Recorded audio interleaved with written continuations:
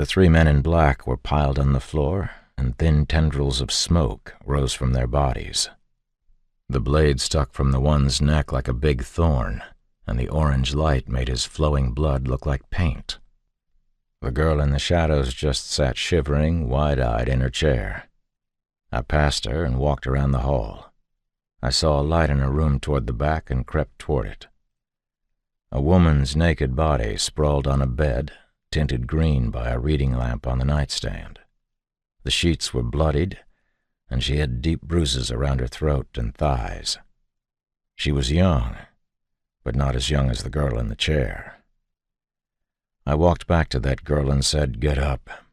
I'm not going to hurt you." She didn't move. She wasn't looking at me or even blinking. I had to let her sit there a second while I wiped blood from my eyes. I noticed the folder of papers splayed across the foyer floor, bone fragments spattered on them. I crouched and gathered them up and started for the back door, but I stopped. The girl hadn't moved. She'd seen my face, though. I slapped her cheek. I pulled her off the chair by her arm.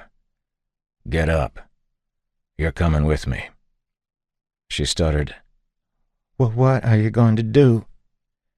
"We have to get out of here." "Where are we going?"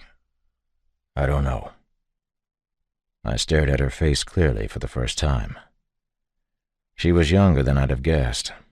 She wore her mascara clumsily, too much of it, like spilled ink now. Blonde, very short hair, and even with the makeup running down her cheeks, she looked almost childish. And there was something else there, too. Something like what you could see in Carmen's eyes at times. Rules for self-preservation. A knot of hard choices. I could have imagined it. Whatever I recognized only fluttered past me as instinct or sentiment. "Come with me," I said. When she didn't move, I held the gun in her face. She stared down the barrel and then at my eyes. I couldn't tell what color her eyes were in the low orange light. She looked at the floor. Then she kneeled down off the chair and crouched around the bodies, going through the pockets of the men I'd killed. I reckoned she was searching for money or something they'd taken from her. I could appreciate that, as it seemed to confirm what I'd sensed about her pragmatic streak. The whole time I waited for sirens. I stepped to the windows and looked out, but the night appeared still and untroubled. The girl had gathered a big purse from the side room and stuffed some things in it when she was done rifling pockets.